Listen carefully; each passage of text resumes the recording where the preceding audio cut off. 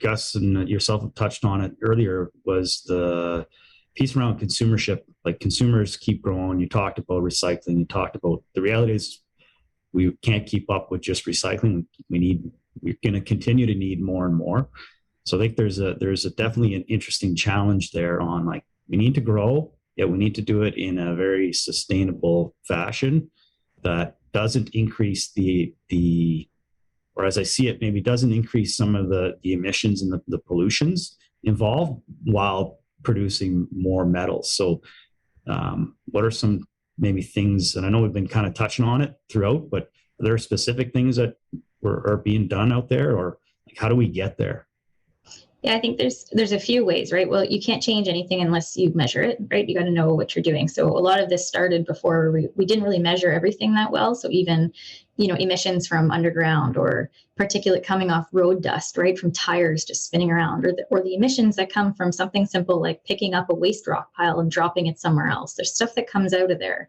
What is it? How harmful? How much? So we did a good job over the last couple of decades of measuring, and then understanding what roadmap you would need to change that.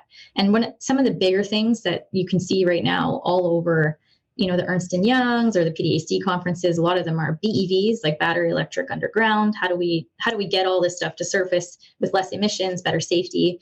But that's still really, not adopting as quickly. I think there's other technologies that we don't talk about as well, which are in the processing part. How are we pulling out stuff before it even gets out? We don't have to clean it up after.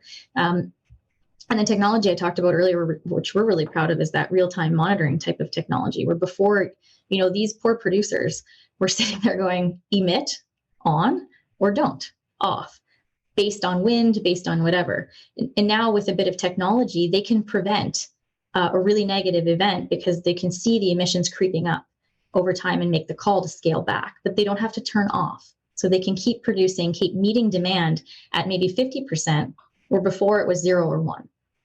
And so I think technologies like that are, more AI, more intuitive, understanding prevention versus reaction, having those kinds of conversations, really technology adoption skyrocketed during COVID. Just look at the way we're having this call now, right? We didn't do that before. So, enacting drones, thinking about how do we get less water into operations, or do we recycle it differently?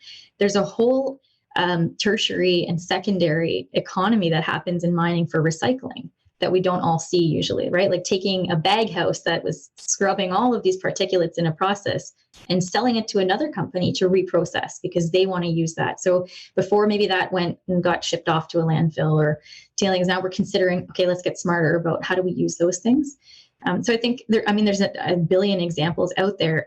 What it really boils down to is just doing it better per unit of whatever you're producing, a better way. So less carbon per that one unit before.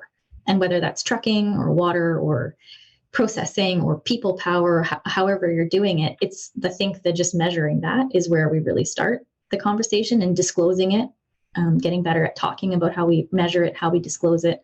And then what are we trying to do? Before there was all that net zero, or I gotta be net zero by 2030 or 2050 or whatever. And those felt, maybe even pre-pandemic, like crazy aspirational goals. We were like, yeah, nice. That's a marketing ploy, like a good chance. Those are happening like next year. It's crazy how fast this can happen when there's enough willingness for it to happen. But I do think mining has a communication problem. Like, they got to get out there and talk about how much better things have been since the images we have in our mind, or our future past generations' minds about what mining really looks like.